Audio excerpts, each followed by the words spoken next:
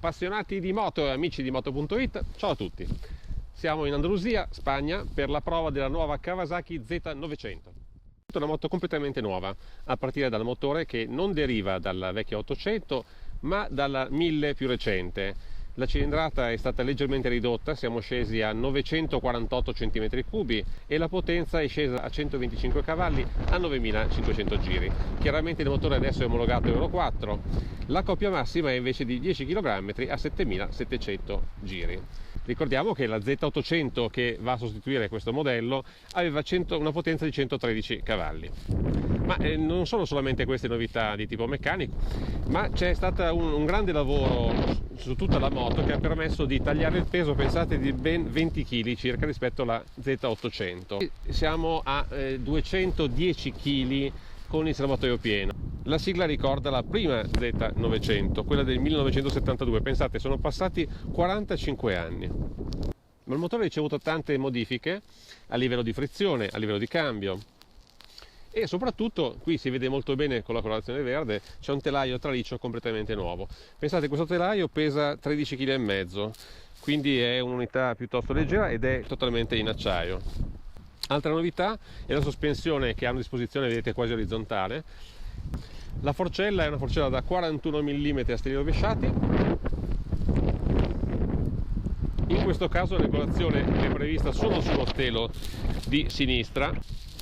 L'impianto frenante, come vuole Kawasaki, usa dischi dal profilo a margherita. Gli anteriori misurano 300 mm di diametro, mentre invece i posteriori 250 mm. Le pinze anteriori sono a 4 pistoncini.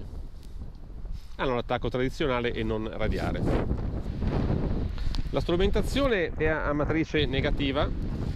Vedete, ha il contamarce, adesso c'è il neutral, quindi non compare. Vediamo se si inserisce la prima. Perfetto, prima. Il contagiri con una corona particolare che adesso accenderemo, e poi ci sono le classiche informazioni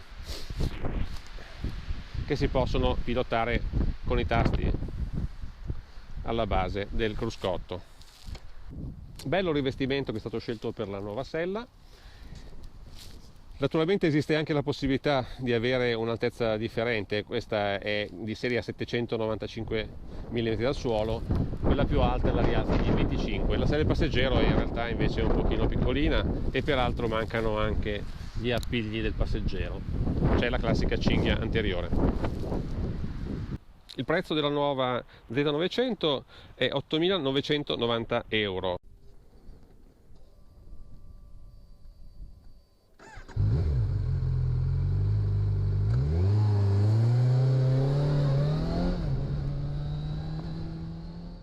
Bastano 3 curve per entrare in sintonia con la nuova 900 e il merito è della ciclistica, appunto, e delle sospensioni che lavorano molto bene.